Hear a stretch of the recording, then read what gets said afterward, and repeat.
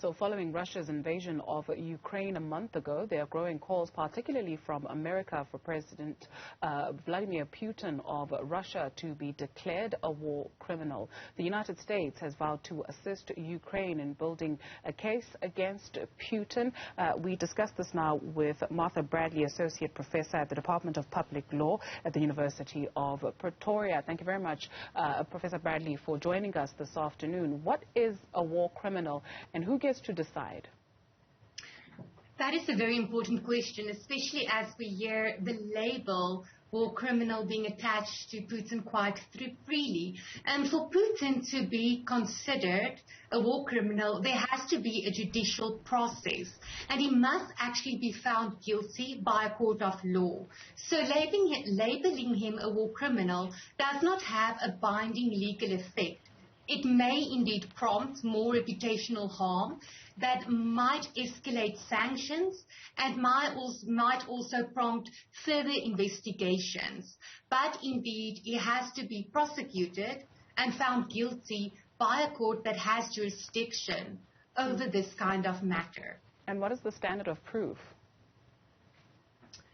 So let me perhaps just explain the applicable legal framework, because a war crime is prosecuted under international criminal law. So it is not criminal law like we know this in the South African context. And I highly doubt that Russia will ever, prosecute Putin. So the applicable legal framework that we are talking about is international humanitarian law, the law of war, as well as international criminal law. So what international humanitarian law does, it states that the law of war is not limited. And one of the distinctions the principles is the principle of distinction. And this has come to mind when we watch news reporting, also such on your station, on how the war is unfolding. So we do see a lot of targeting, indiscriminate targeting, for example, in Mariupol, in Luhansk, and so forth, Dnipro. And under the law of war, you cannot target civilian infrastructure, right? It has to be military infrastructure like Air Force bases. You can also not use indiscriminate weaponry such as shelling over a civilian area. And this is indeed what is happening. So this constitutes a breach of the law of war, which then triggers international criminal law, which in turn criminalizes war crimes.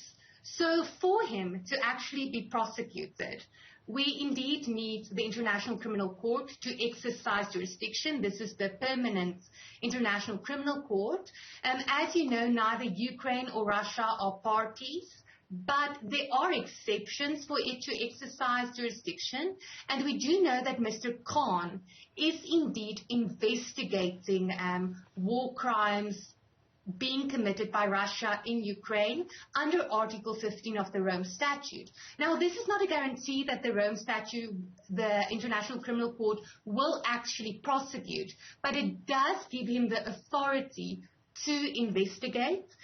And there has been more and more state parties also referring the situation to the International Criminal Court.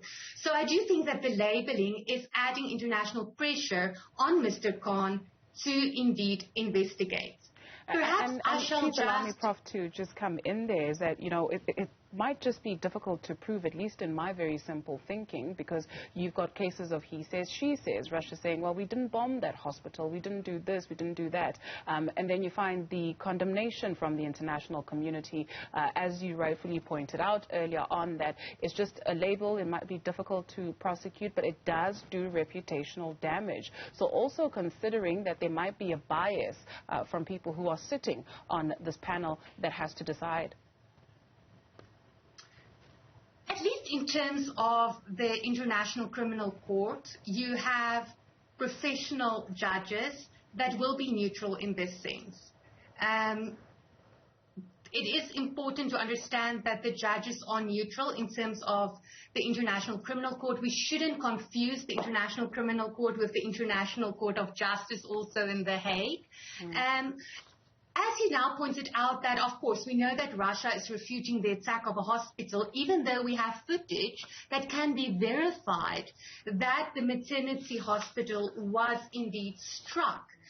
What is important in terms of prosecuting war crimes before the International Criminal Court is that we are looking at large-scale commission of such crimes.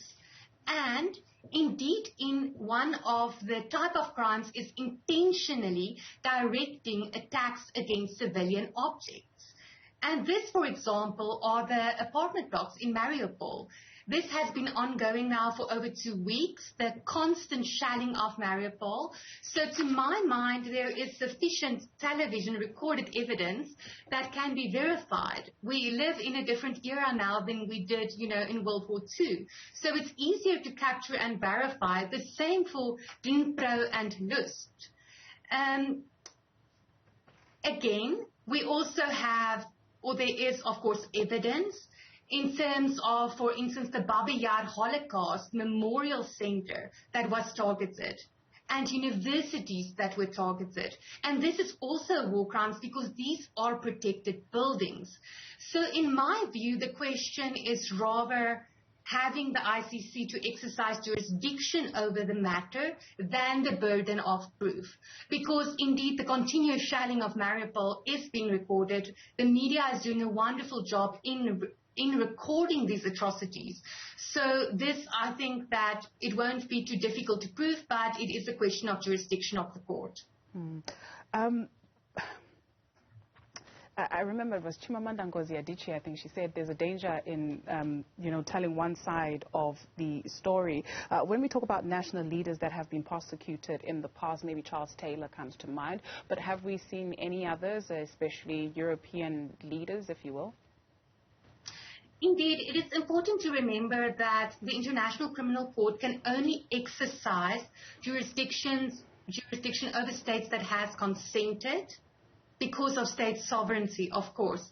And Ukraine and Russia have not consented. Ukraine has now consented, but we do have 3 other avenues. One of that is the UN Security Council referral, and that is how the ICC could actually prosecute President al-Bashir, right? Through a UN Security Council referral, but let's be honest, Russia will just veto it itself, and China will probably do the same or sustain on that matter. So that is not an avenue, but we do have Article 15 and Article 14 in terms of state referrals and the referral by Mr. Khan.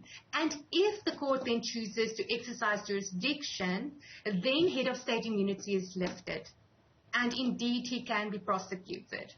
Martha Bradley, there has been some suggestions of also doing an independent tribunal, but again, Mr. Putin has head of state immunity, and if he can be charged rather before the ICC, then that immunity is lifted for the type of crimes that he is accused of.